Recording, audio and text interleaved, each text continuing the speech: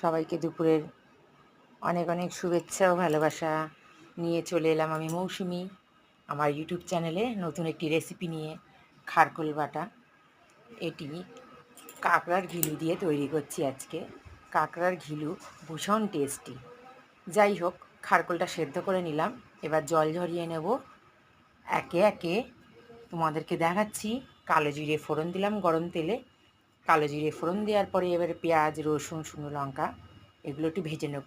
ভাজার পরে ঝরানো যে খারকোল সেদ্ধটা রয়েছে সেটি দিয়ে দেবো।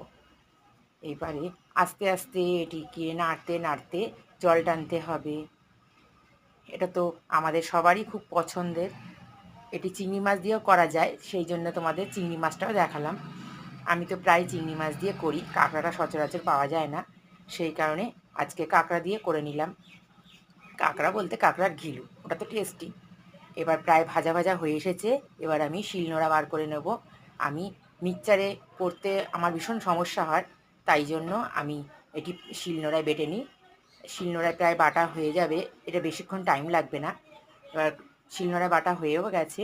এবার দেখো, কড়াইতে একটুকুনি কালো জিরে ফোড়ন দিয়ে এটি নাড়াচাড়া করলেই রেডি ইয়াম্মি